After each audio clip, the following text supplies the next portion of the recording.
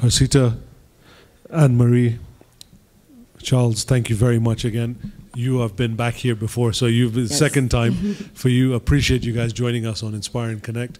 Thanks for coming on the set. Charles, let's start with you first. Give us a bit of an overview between you and Harsita. What does Alliance Française do to someone who's never heard of you?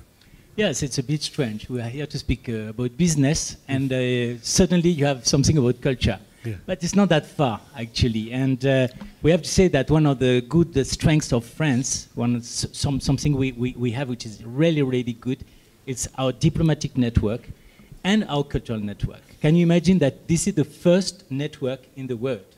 Far before the Goethe Institute, the British Council, all the institutions that you know.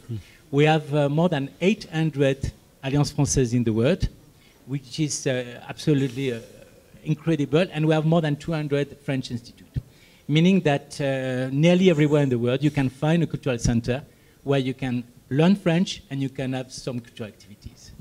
And you have to understand that an Alliance Française is always a local institution. It is helped by France, by the French government, but it is a local institution. So we are very rooted in the country. We are Kenyan in Nairobi, and Nairobian and Kenyan consider Alliance Française in Nairobi, in Eldoret, and in Mombasa, and soon in Kisumu, like a Kenyan institution. So we are doing a lot of things. Of course, we have students. In Nairobi, we have more than 3,200 students, both online and in real, I would say, in presential. And all these people learn French at every level. Then we have cultural activities. And I must say that Alliance Française in Nairobi is one of the champions in Africa and all the region. We are the first one in terms of number of events. We have more than 400, even 470 events last year, so more than one a day.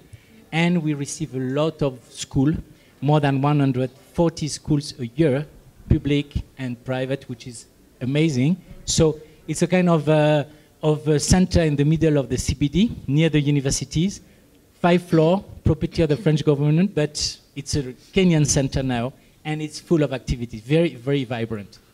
Harsita, you've been with Alliance for too long. A long, long time. She says. So tell me about, again, the number of people you've seen go through, the number of young people, young artists, and what is the thing that makes you most proud about all these years that well, you've it's, been there? having accompanied the cultural and creative sector in Kenya, all the people, back from the 90s who all gone through, who came there, we've had theater artists, musicians, etc. They've always used Alliance as a stepping stone for, building their careers.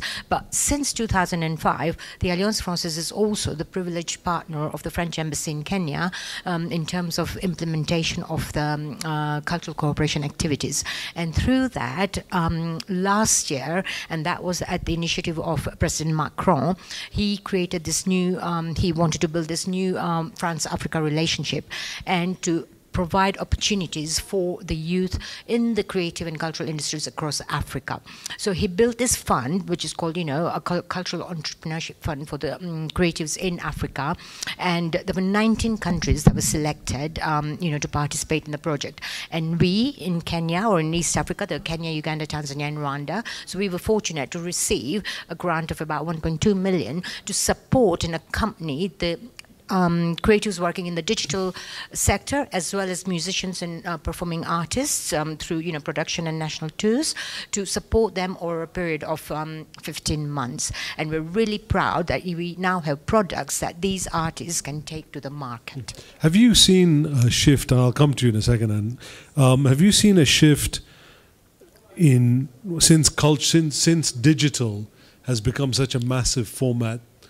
Have you seen a shift in how Alliance needs to work in order to attract more of the young generation that are so used to sitting on their phones and doing that? Has that changed anything about how you work? So now, through this fund, the Cultural Entrepreneurship Fund that President Macron initiated, we at Alliance have been able to develop a very modernized library with a virtual museum, facilities for VR headsets, tablets, and an incubator space, which is the hub at Alliance, which will become operational at the beginning of next year, and which has the highest, really really high-performing workstations for all the creatives working in film, VR, AR, just content creators who can come and use that. Because one of the things that I think lots of studies have also shown across Africa is that the young people, what are the three things that they lack? It's, access to funding, it is access to infrastructure and,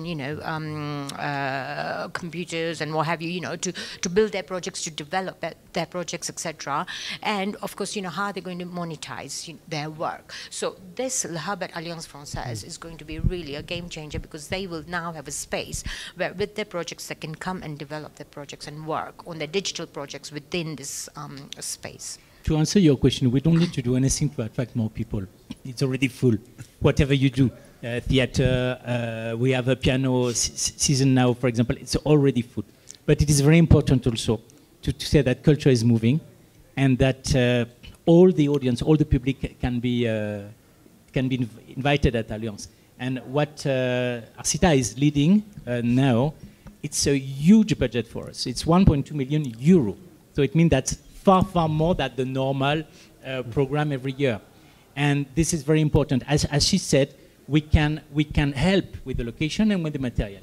One thing that we are now hoping that Kenya will develop is the market. Not only Kenya, but the market is the important point. Yeah. And that's why the entrepreneur, the cultural entrepreneur, tell us, we hope really that Africa will develop a creative market. And that's why I think Bpifrance is can help us. Become a real partner. So you've given me a nice segue to go right to Anne so that we can include her in this conversation. Anne, tell me about BPI and their contributions. Yes, well, maybe to start off, we have two teams in BPIs that intervene in cultural and creative industry. So we have the French Touch, that's our dedicated department, and then we have Equity, which is the team that I belong to.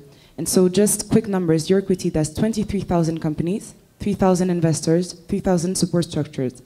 And so initially we had a very tech, fintech, health tech focus, but creative and cultural industries, as you have said, is really important for the creation of a new dialogue between African states and French specifically.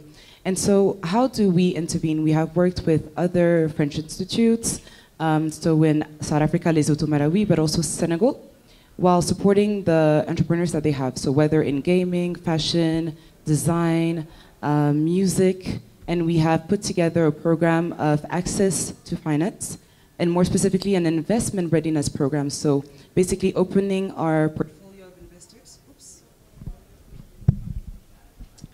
Thank you very much. So basically opening our portfolio of investors to these startups, training them to the e-pitching exercises, presenting them to our investors, having investors also present their thesis to them, and then obviously opening up our portfolio of companies in CCIs to introduce them to our billion entrepreneurs.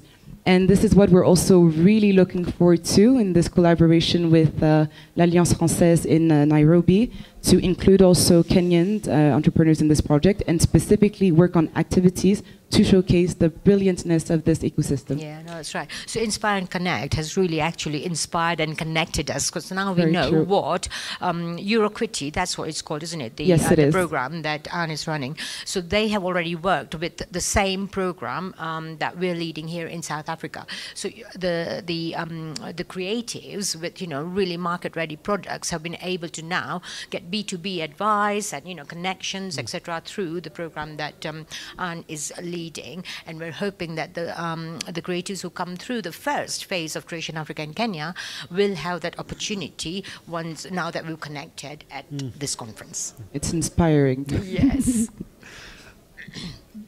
If young creatives come to you guys at Alliance and say, we have this idea, we want to do this, you vet it and check it out, would you pass that on to Anne and say, this is somebody we feel is worth investing in?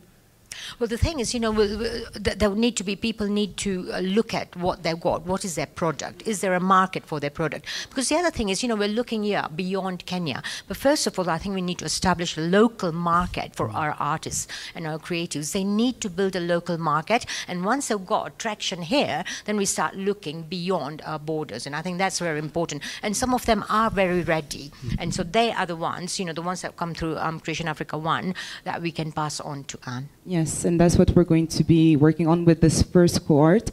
and hopefully next year working on specific projects.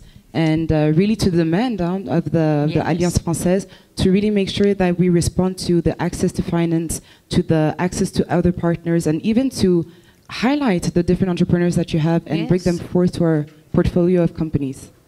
Wonderful, guys. Thank you so much. We could go on for a long time, but unfortunately, I told you, 10 minutes finishes very quickly. Thank you very much for joining us, and we appreciate and continue to do all the wonderful work that you're all doing. I just would like to say happy birthday to Alliance Française because we celebrate this year 75 years. Happy birthday to you guys. Happy birthday to you guys. Thank you so much.